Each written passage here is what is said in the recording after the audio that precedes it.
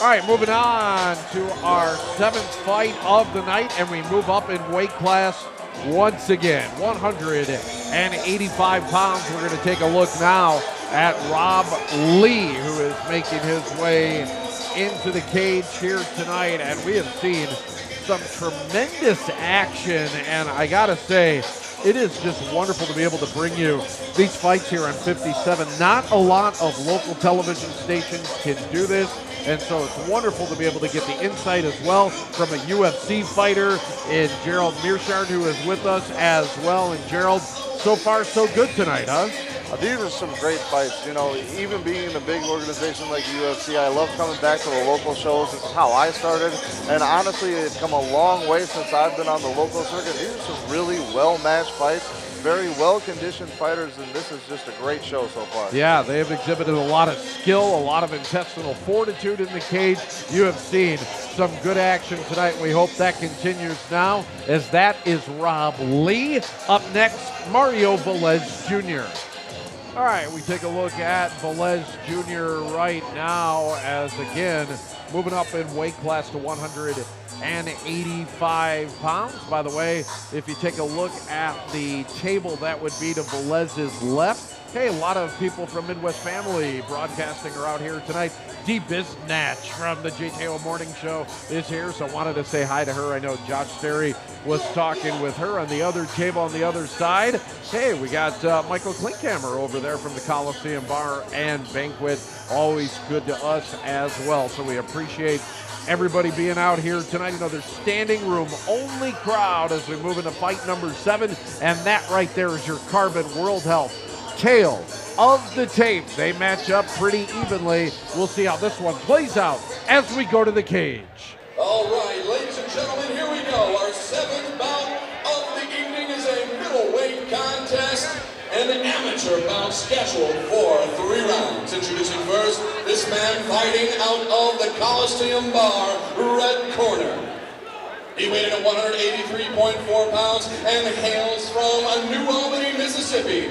Making his cage debut and representing 0 to 100 Fitness, Rob Lee.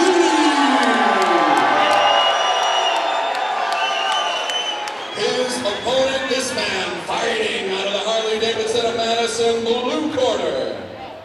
He represents the Young Tigers Gym and hails from Milwaukee, Wisconsin. He stands in at 5 foot 11 inches tall. He weighed at 181.8 pounds. Also making his cage debut, please welcome Mario Velez Jr. Couple of fighters making their debut here at Chosen Few Fighting Championships number 11, and both of them seem to have brought some fans along with them here tonight. A good crowd once again at the Monona Terrace Convention Center. I am cage side. My name is Rich Reynolds, along with Chris Garrity and GM3 Gerald Mearshard here as well, as we go to our 7th fight of the night. Rob Lee and Mario Velez Jr. and a quick takedown early on for Rob Lee.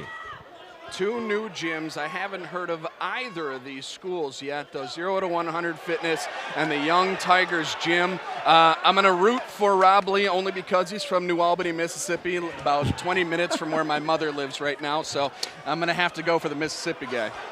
You Mississippi boys, I ran into some of you in the Army. You're a special breed, so gotta love it. Oh, not from Mississippi. Oh, you're not from, She just lives in Mississippi. Okay, all right.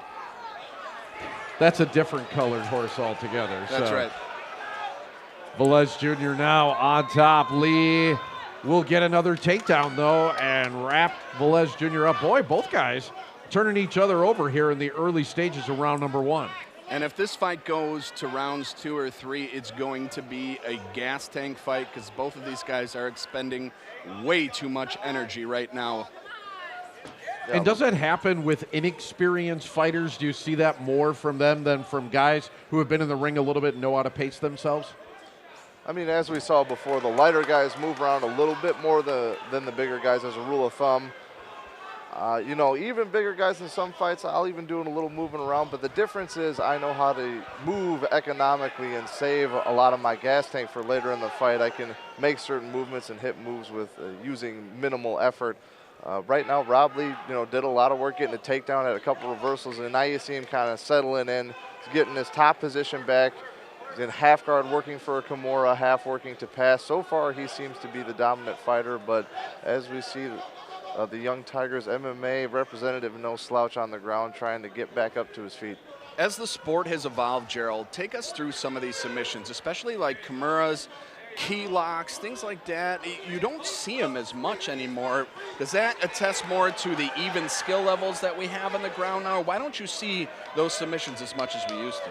I think it's partially because, jiu-jitsu has become so much more widespread and it's so much more easily accessible, not only in gyms, but, just visibility in general. And, there's a lot of heavy-based wrestling, especially here in the Midwest.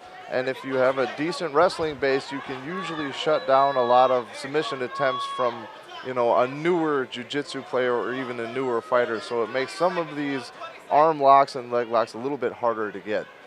And wrestlers seem to be the base of a lot of the newer fighters coming out. It had mostly been that way in the past, but now, if you had to even put a percentage to it, it seems like 80% of the guys coming out always start with a wrestling base. I was at the Cornell-Penn State meet probably a month and a half ago, and these guys are just beasts on the mat. We're talking top 10 ranked wrestlers, and some of these guys are going to turn into mixed martial arts fighters when their NCAA career is over. Absolutely. We see some blood coming out of the mouth and nose of Rob Lee. We'll see if that's a problem for him in round number 2. That's next on 57 Sports.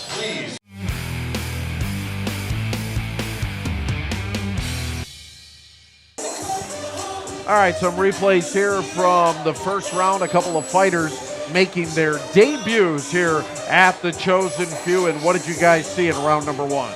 I see Rob Lee got that good little scoop double leg there. He established top position early. There was a couple reversals, but ultimately Rob Lee ending up on top and landing some strikes. I think he won the first round. Now having a little trouble coming up off the stool. Yeah, he's not looking good. Yeah, he had some blood coming out of his nose and mouth. And I saw that at It's the end, over, and that's it. wrap. He's not going to answer the bell, as coming away with the victory is going to be Mario Velez Jr. And yeah, even though Rob Lee won that first round, I couldn't believe how much blood was actually coming from him. Somehow, some way, he took some bad damage there, and he's not getting up. This is a gas tank and cramp thing, it looks like to me, the way the doctor is working his legs right now. I think he's seized up. Yeah, I think he might have had a bad weight cut, maybe expended a little too much energy. You put such a strain on your internal organs and your vital organs when you cut weight like this. Something amateurs need to keep in mind when they're taking these fights. It's not always good to drop those weight classes despite it's your natural weight, especially as an amateur, get comfortable first. And so how important is it in the 24 hours you have after the weigh-in to get rehydrated? Isn't that something that fighters really have to take seriously? Oh, it's paramount.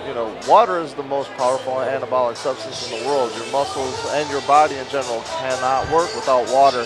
And we see here he didn't have enough time to recover. It's possible, like I said, he drained his vital organs of foods in his brain a little bit, and now he's exhausted and can't continue to fight. Yeah, Rob Lee is seized up and being carried out of the ring. So we will get the official word right now from Chris Garrity. All right, ladies and gentlemen, this bout comes to an end at the end of round number 1 for your winner by TKO. Opponent unable to answer the bell. Your winner, Mario Velez Jr. Mario Velez Jr. outlasting Rob Lee in just one round of that fight. A lot of energy expended, and Lee could not answer the bell. All right, this is interesting now. We are heading to our first female fight in Chosen Few Fighting Championship history. Hannah Singer, Rachel Lippert. That is next here in the Chosen Few Fighting Championships number 11, right here on Wisconsin's 57 Sports.